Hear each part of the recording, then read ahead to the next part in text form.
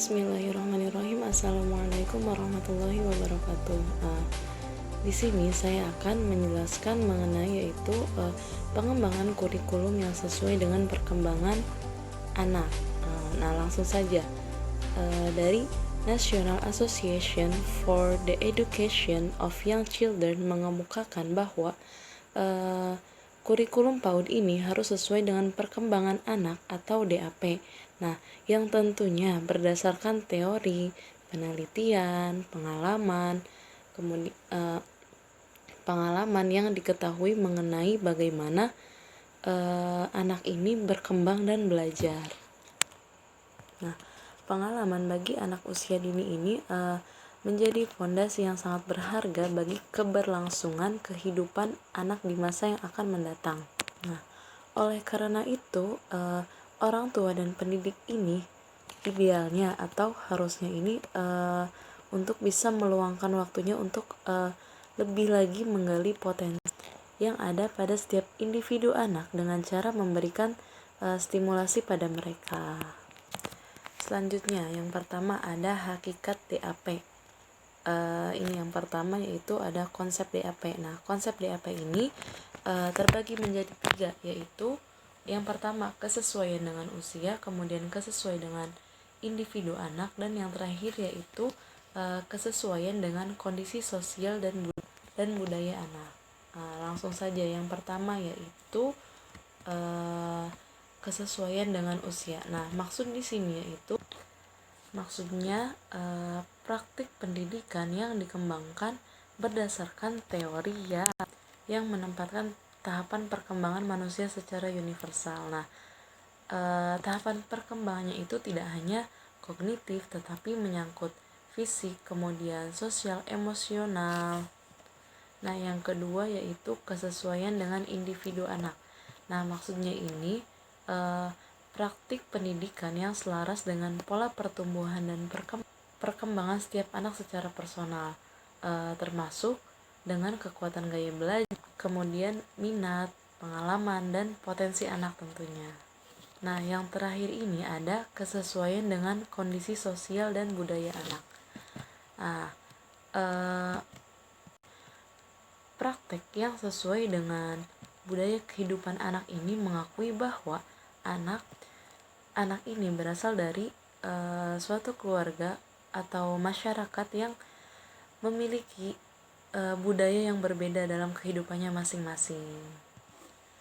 Jadi pada intinya DAP ini memberikan kerangka kerja bagi para pendidik agar memberikan pelayanan pendidikan yang berkualitas tinggi bagi setiap anak.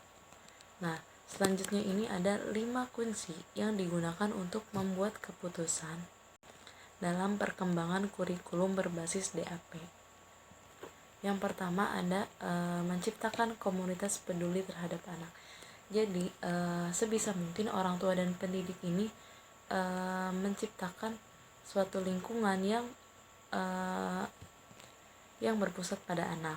Selanjutnya ada mengajar untuk memperkaya perkembangan belajar anak. Nah, yang ketiga ada merancang kurikulum untuk mencapai tujuan yang paling penting. Yang keempat ada membangun hubungan timbal balik dengan keluarga anak. Dan yang terakhir ini menilai perkembangan dan belajar anak-anak. Nah, dari poin 4 yaitu membangun hubungan timbal balik dengan keluarga anak ini maksudnya membangun hubungan timbal balik dengan keluarga ini menjadi program DAP sehingga DAP ini dapat memberikan gambaran kepada para pendidik bagaimana cara mengembangkan hubungan yang baik dengan keluarga anak. Nah, selanjutnya ini ada 12 prinsip DAP. Yang pertama, ada pendidik ini mengembangkan hubungan yang hangat dan peduli terhadap anak. Kemudian, pendidik ini mengakui perilaku positif anak-anak. Kemudian, program DAP ini difokuskan untuk whole child atau yang meliputi semua aspek perkembangan anak, yaitu estetika, kemudian emosional, kognitif, bahasa, sosial dan emosional, dan yang terakhir itu kebutuhan fisiknya. Nah, yang keempat ada program melayani kebutuhan belajar semua anak. Kemudian memberdayakan lingkungan indoor dan outdoor yang aman dan menstimuli. Kemudian kemudian prinsip yang keenam yaitu anak-anak ini memiliki banyak kesempatan untuk belajar dengan hands-on activities yang relevan dan bermakna bagi mereka. Prinsip yang ketujuh yaitu anak-anak adalah pengambil keputusan dalam aktivitas belajarnya. Jadi anak ini bebas mengambil keputusan apapun dalam belajarnya. Nah, yang kedelapan ini anak-anak ini memiliki kesempatan untuk bermain sepanjang hari. Nah, yang kesembilan ada pendidik intensif dalam mengajarnya. Yang kesepuluh ada aktivitas belajar ini diarahkan pada lebih dari satu disiplin seperti membaca, kemudian sains, dan lain sebagainya. Yang ke-11, nah, asesmen ini berlangsung terus-menerus sepanjang hari dan mengarah pada semua domain perkembangan. Nah, yang terakhir yaitu pendidik ini membangun hubungan dua arah yang positif dengan keluarga dan anak-anak. Selanjutnya, terdapat 12 prinsip kunci dalam perkembangan belajar anak yang menjadi acuan dalam implementasi DAP.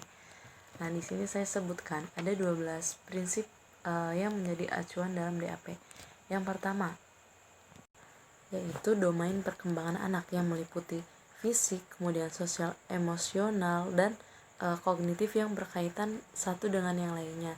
Yang kedua yaitu perkembangan terjadi dalam satu urutan yang relatif teratur. Nah, selanjutnya yang ketiga yaitu proses perkembangan dari anak yang satu dengan anak yang lainnya ini tentunya bervariasi dan memiliki fase perkembangan yang berbeda-beda.